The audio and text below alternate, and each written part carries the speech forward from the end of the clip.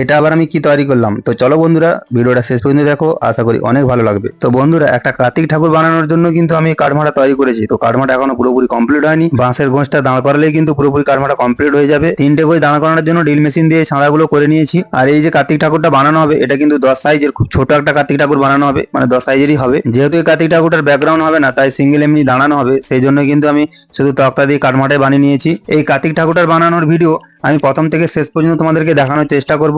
আর এইখানে সব ধরনের মাটি আমার চাপা দেওয়া রয়েছে পেপার দিয়ে। আর এঁটেল মাটিটা আমি এই বালতিতে করে ভিজিয়ে রেখেছি। কাঠমাটা পুরোপুরি কমপ্লিট ছিল না, আর আজকে আমি কাঠমাটা পুরোপুরি কমপ্লিট করে কার্তিক ঠাকুরের খড়ের ভুট্টা বাঁধবো। তো ভিডিওটা শেষ পর্যন্ত দেখো, আশা করি অনেক ভালো লাগবে। প্রথমে আমি আটি খড়গুলোকে কেটে দুভাগ করে নিয়েছি।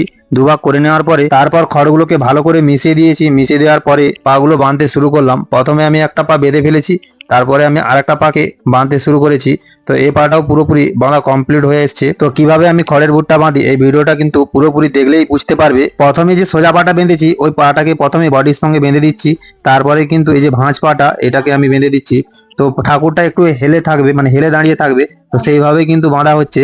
তো পুরোপুরি কিন্তু আমার প্রায় বডিটা বাঁধা কমপ্লিট হয়ে আসছে। একটা হাত কিন্তু বাঁধা হয়ে গেছে, আর একটা হাত বাঁধা প্রায় শেষের মুখে। তো এইভাবে কিন্তু আমি পুরোপুরি ঠাকুরের ভুট্টা বেঁধে ফেললাম। এই কার্তিক ঠাকুরটা খড় বাঁধার পরেই পুছা মাটি দিয়ে পুরোটা পুছে দিয়েছি। এইখানে দেখো তুষ মাটি কিন্তু আমি রেডি করে নিয়েছি, আর সবকিছু জলের বালতি থেকে শুরু করে সবকিছু রেডি করার পরেই কিন্তু আমি তুষ মাটির কাজ শুরু করলাম। আর প্রথমে যে তুষ মাটিটা শুরু করছি, ঘাড়ের কাছ থেকে মাটি দেওয়া শুরু করলাম। আর ওইখান থেকে কিন্তু প্রথমে বডিটা আমি করে নিচ্ছি, তারপরে কিন্তু হাতগুলো করে নেব। এই ঠাকুরের তুষ মাটি হওয়ার পর শুকনো হওয়ার পরে কিন্তু মুখটা লাগাবো। ঠাকুরের গঠনটা কিন্তু পুরোপুরি আমার কমপ্লিট হয়ে গেছে। এবারে কিন্তু আমি বুটগুলো করে দিচ্ছি, যেহেতু কার্তিক ঠাকুরের বুট হয়। বুটটা বানানোর পরে হালকা করে ময়ূরটাতে, ময়ূরের বডিটাতে হালকা করে মাটি ধরিয়ে দিচ্ছি। আর এই ময়ূরের কাজটা কিন্তু বেলে মাটি দিয়ে পুরোটা কমপ্লিট হবে। তো ফাইনালি কিন্তু আমার মাটির কাজ, মানে তুষ মাটির কাজ কমপ্লিট হয়ে গেছে। তো বন্ধুরা তুষ মাটির কাজটা তোমাদের কেমন লেগেছে একটা লাইক দিয়ে কমেন্ট করে জানাও। কার্তিক ঠাকুরের মুখ পরাবো, মুখ পরানোর জন্য কিন্তু আমি ছাঁচ থেকে মুখ তুলে মুখ কিন্তু রেডি করে নিয়েছি। এবারে আমি মুখটা পরাবো। তো মুখটা পরানোর আগে আমি দেখে নিচ্ছি ভালো করে, তো এই মুখটা ছোট লাগছে কিংবা বড় লাগছে সেই জন্য আমি ভালো করে দেখে নিচ্ছি। কারণ 10 সাইজের ঠাকুরটা বাঁধলেও তবুও আমি ভালো করে দেখে নিচ্ছি, কারণ যদি শর্ট হয়ে যায় মুখটা খারাপ লাগবে দেখতে, তাই জন্যই ভালোভাবে দেখে নেওয়ার পরেই কিন্তু আমি ঘাড়টা জুড়তে শুরু করলাম। ঘাড়ের গোঁছটা জুড়ার পরে আমি ভালো করে সুদলি দিয়ে পেঁচিয়ে দিচ্ছি ঘাড়ের গোঁছটাতে, যাতে মাটিগুলো দেওয়ার পরে মাটিগুলো শক্তভাবে চিটে বসে থাকে। সেই জন্য আমি সব প্রতিমা বা সব ঠাকুরে কিন্তু আমি এইভাবে ঘাড়ের গোঁজে সুদলি দড়ি জড়িয়ে দেই।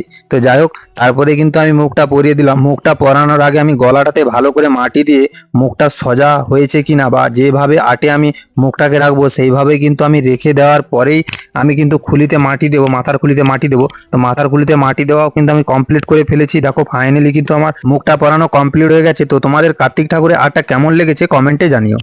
এই কার্তিক ঠাকুরের তুষ মাটি, যেটা আমরা একা মাটি বলে থাকি, তো পুরাপুরি কিন্তু এখনো শুকনো হয়নি। গলার কাছে কিছুটা অংশ এখনো কিন্তু শুকনো হতে বাকি রয়েছে। আজকে রোদের তাপে কিন্তু পুরোপুরি শুকনো হয়ে যাবে। আর আজকে রোদে শুকনো হওয়ার পরে কালকে বেলেমাটি শুরু করব। তো বেলেমাটির ভিডিও দেখতে হলে কিন্তু সাবস্ক্রাইব করে আমাদের সাথে থাকতে হবে। কার্তিক ঠাকুরটার বেলমাটি করবো। তো বেলমাটি করার জন্য প্রথমে আমি মাটিটাকে দেবে নিচ্ছি।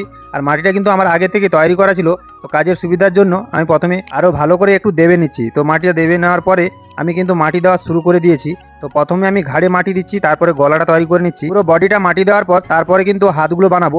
তো হাতগুলো বানানোর পরে শেষে কিন্তু আমি বুটগুলো তৈরি করব। এইভাবে আমি পুরোপুরি বেলে মাটিটা ধরিয়ে দিলাম, তারপরে কিন্তু পরিষ্কার করে নেব।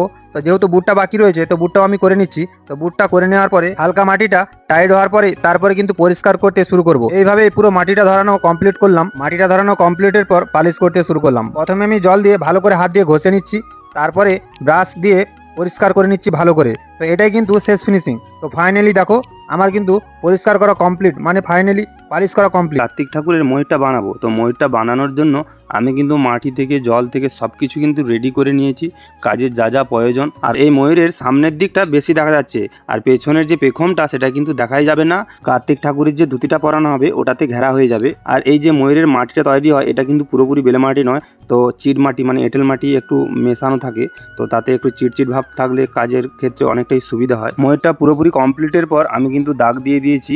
তো দাগ দেওয়ার পরে ব্রাশ করে দিচ্ছি। দেখো ফাইনালি কিন্তু ময়ূরটা কমপ্লিট হয়ে গেছে। তো তোমাদের কেমন লেগেছে কমেন্টে জানাও, আর ভালো লাগলে একটা লাইক দিয়ে দাও। কিভাবে আঙুলগুলো বানাবো পুরো ভিডিওটা দেখলে বুঝতে পারবে। আঙুলের জন্য আমি মাটি তৈরি করে নিয়েছি, আর এটা কিন্তু পুরোটাই এঁটেল মাটি। তো এঁটেল মাটিটার সঙ্গে হালকা পাট মেশানো রয়েছে। ছাঁচ থেকে আঙুল বানালে সব আঙুলগুলো কিন্তু ছাঁচ থেকে বানানো যায় না, 4টে আঙুল বানানো যায়, আর বুড়ো আঙুলটা তৈরি করতে হয়। আমি পরিমাণ মতো মাটিটা নিয়ে ছাঁচে দিয়ে দিচ্ছি। তো ছাঁচে ভালো করে কিন্তু টিপে টিপে তুললে পুরো পরিষ্কারভাবে আঙুলগুলো উঠে যাবে। তো বন্ধুরা দেখো এঘাতের আঙুল কিন্তু ছাঁচ থেকে তুলে নিয়েছি।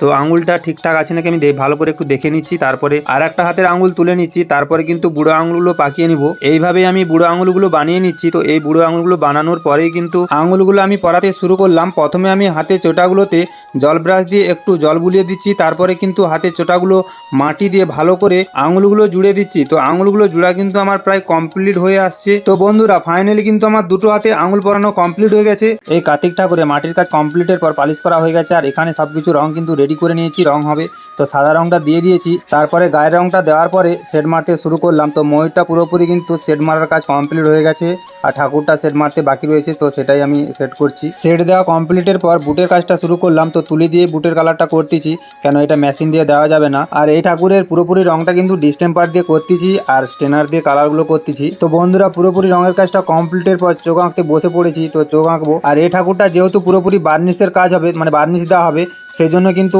চোখ আঁকার পরে অ্যারারুট দিয়ে দেবো। চোখ আঁকা কমপ্লিটের পর অ্যারারুটটা দিয়ে দিচ্ছি, আর অ্যারারুটটা শুকনো হওয়ার পরে কিন্তু বার্নিশটা দেওয়া হবে। তারপরে কিন্তু আমি বার্নিশ দিতে শুরু করে দিয়েছি। তো বার্নিশটা দিলে কিন্তু রঙের কাজ পুরোপুরি কমপ্লিট হয়ে যাবে। তো বন্ধুরা ফাইনালি কিন্তু রঙের কাজ কমপ্লিট হয়ে গেছে। তো তোমাদের কেমন লেগেছে একটা লাইক দিয়ে কমেন্ট করে জানিও। এই কার্তিক ঠাকুরটা পুরোপুরি সাজানো কমপ্লিট হয়ে গেছে, আর এই ঠাকুরটা দুপুরে রঙের কাজ করেছিলাম, আর চোখগুলো আঁকতে বিকেল হয়ে গেছে।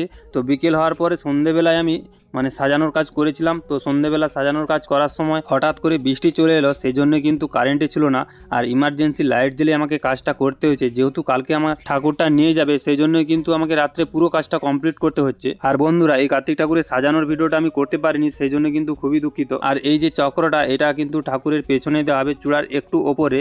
তো দিলে কিন্তু অনেকটাই আরও ভালো লাগবে। যেহেতু এটা কাগজে, তাই আমি এখন সেট করছি না।